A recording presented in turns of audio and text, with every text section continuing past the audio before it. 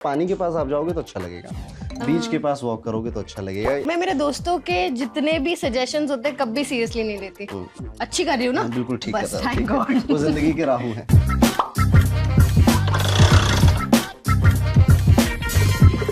आप बर्गर खाते खाते गाड़ी चलाओगे ना तो कहीं तो थक ही जाएगी।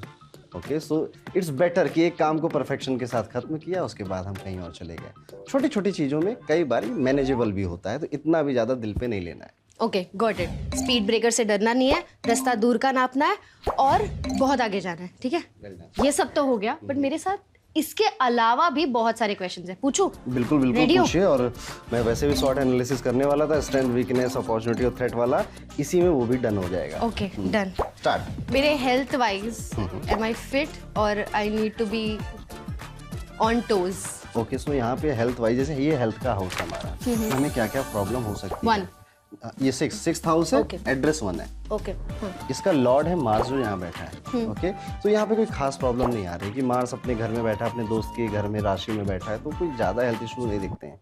अगर मुझे जानबूझ के ढूंढना ही पड़ेगा ना, तो मैं ये मून को चूज करूंगा, क्योंकि ये सीधे मेंटल हेल्थ है। ओके,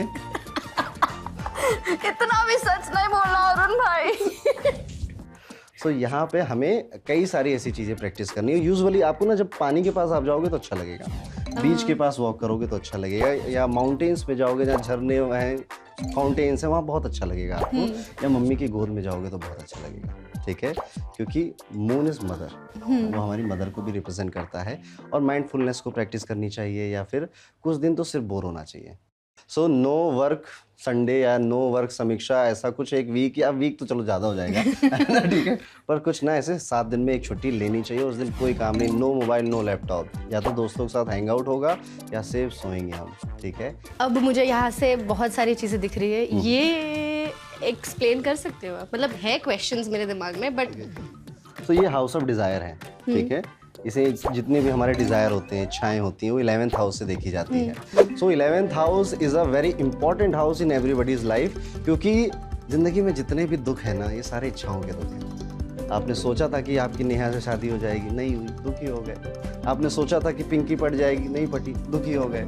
सो ऐसे ही जॉब में प्रमोशन मिलेगा, नहीं मिला, दुखी हो गए। वीज़ा नहीं लगा, दुखी हो गए। तो हमारे जितने भी दुख होते हैं, या जितने भी हमारे सेटबैक्स हैं, वो कहीं ना कहीं हमारे डिज़ायर से जुड़े हुए हैं। That is why 11th house is very important. और एक रीज़न और भी है, आपके जितने भी आपके नालायक दोस्त हैं, वो सारे के सारे 11th हाउस में आते हैं। और समीक्षा के 11th हाउस में तो राहु बैठा है।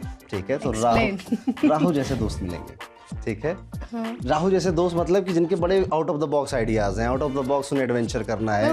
मैं मेरे दोस्तों के जितने भी सजेशंस होते हैं कभी सीरियसली नहीं लेती। अच्छी कर रही हूँ ना? बिल्कुल ठीक बस, है, thank God। वो जिंदगी के राहु हैं। ठीक है, अभी यहाँ पर वीनस और राहु दोनों बैठे हैं। Venus is a planet of wealth, luxury. So अभी डिजायर कैसे होंगे? लग्जरी वाले। तो यहाँ पे समीक्षा की एक आदत हो सकती है, या ख्वाहिश हो सकती है, कि मुझे लाइफ में ऐसे स्टेज पे पहुँचना है, मुकाम हासिल करना है, जहाँ पे मुझे टैग ना देखना पड़े कुछ भी परचेज करने से पहले। ओके, और जो जहाँ तक है बहुत कम उम्र में, मम्मी घर पे आके टैग देखती है तो मुझे देखना पड़ता है टैग। वैसे राहु 11th हाउस में ना बहुत रिच बनाता है। तो ठीक है। When I want to think about my previous profession, cricket, I still feel like going back. आपको लगता है कि मैं वो कर सकती हूँ? स्पोर्ट्स, अभी जैसे खेल कूद का बात है, जो आउटडोर स्पोर्ट्स है, जैसे क्रिकेट, ये 6th हाउस आएगा। ये तो खाली डब्बा है, इसके मालिक बैठे हैं 10th हाउस में, फिर से अगेन मंगल। ओके, सो स्पोर्ट्स एक एट्रीब्यूट है मार्स का। अभी इसमें वापस जाना है या नहीं जाना, मैं कहूँगा भी फरारी बहुत आगे आ गई है। ठीक है, अभी 10th हाउस से आगे निकलकर वीनस की तरफ जाना है। एज अ हॉबी चूज करो। जैसे आपके 10th हाउस का जो लॉर्ड है सन, अभी हमने डिस्कस किया था, वो बैठा है 12th हाउस में। यहाँ पे 12th हाउस होता है फॉरेन का, विदेश का। तो काम मिलेगा विदेश से, प्रोफेशन जाएगा विदेश में। अच्छा, आंसर मिल गया मुझे। आंसर एक्चुअली मिल गया मुझे बहुत सारी चीज़ों का। अरुण भाई, मैं एक्चुअली वो लाइन पे आने वाली थी कि क्रिकेट में मुझे बाहर देखना चाहिए, खेलना चाहिए for profession, for hobby. But then when you explained this, I think I am going to do it for sure. और ये ऐसा नहीं है कि एक बार होगा, अभी जैसे जैसे लाइफ आगे बढ़ती जाएगी ना, फॉरेन से या फॉरेन जो कंपनी होती हैं, एमएनसीज होती हैं, इनसे ऑफर आएंगे, इनसे काम भी आएगा, इसको आंख बंद करके एक्सेप्ट करते जाना है। ठीक है, बस वही प्राइस धीरे धीरे बढ़ाते रहना। इंडिया वापस आऊँ या नहीं? नहीं, ये रहने की बात नहीं हो रही, आप रहो चाहे जहाँ मन करे वहाँ रहो, बट जो फॉरेन की अपॉर्चुनिटीज है उस पर ज़्यादा फोकस करना है, ये वाली बात। I see myself on the ground, तो मुझे बस और अपॉर्चुनिटीज एक्सप्लोर करने हैं कि इफ नॉट क्रिकेट तो क्रिकेट के बैकएंड में और मैं क्या अपॉर्चुनिटीज एक्सप्लोर कर सकती हूँ। नाइस।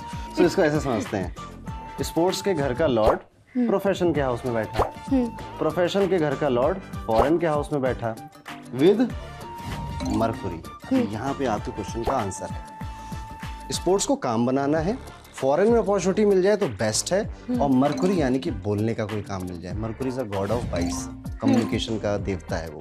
सो जैसे कमेंट्री होती है, इस तरह की चीज़ें अगर स्पोर्ट्स फील्ड में मिल जाए बेस्ट है आपके लिए। अपार्ट फ्रॉम दिस, आप कुंडली को देख के ऐसे बोल सकते हो ना कि कुछ चीज़ें बात नहीं कर पाओगे आप, तो वो मुझे आप बता दो कि क्या चीज़ें हैं जो बात नहीं कर पाओगे या फिर वो मेरे लिए हानिकारक है, but then I can be sure कि अच्छा दिस इज समथिंग नेगेटिव, मुझे नहीं जाना इसके पास, वो आप अगर मुझे बता सकते हैं। ओके, सो हर इंसान की ज़िंदगी में ना अप्स एंड डाउन्स आते हैं, और जीवन इसी का नाम है। अभी कोई व्यक्ति पूरी ज़िंदगी सिर्फ मौज मारेगा ना तो उसको उसमें भी मज़ा नहीं आएगा। तो ये जो दुख होते हैं इनकी वजह से हमें सुख में मज़ा आता है, डाउन भी आता है, अप भी जाता है। सो अभी अगर मैं कहूँ कि कौन सा चीज़ मुझे ऐसा लग रहा है कि जो कि सीरियस है या इस पर ध्यान देना चाहिए, दैट इज़ योर मूड। अच्छा, मुझे लगा डायरेक्टली सर पे जाके मेंटल हेल्थ बोलोगे।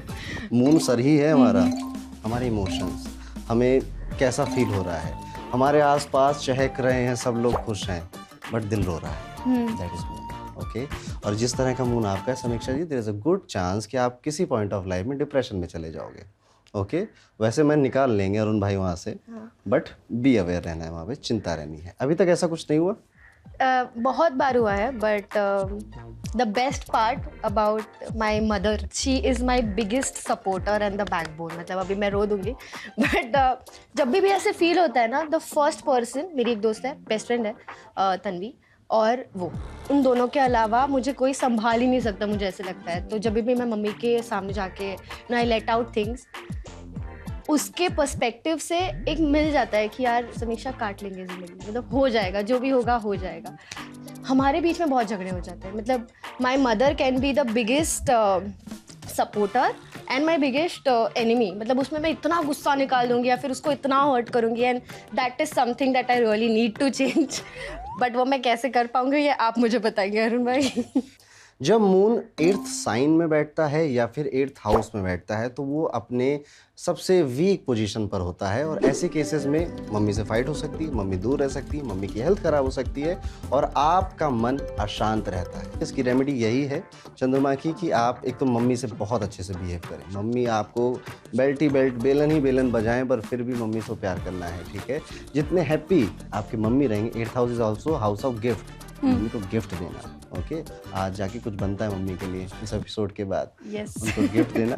सो आपके लिए मैंने पहले से एक गिफ्ट तैयार कर रखा था, जो कि है जेम्स मंत्रा की तरफ से। इसमें हर वो चीज़ है जो कि आपके मून को बेटर करेगी और आपके मार्स को बैलेंस करेगी। Thank you so much. Insightful था ये सारा कुछ, एंड आई थिंक घर जाके मम्मी को गिफ्ट तो डेफिनेटली बनता है। और इसी के साथ हम यहाँ पे एंड करेंगे हमारा ये एपिसोड।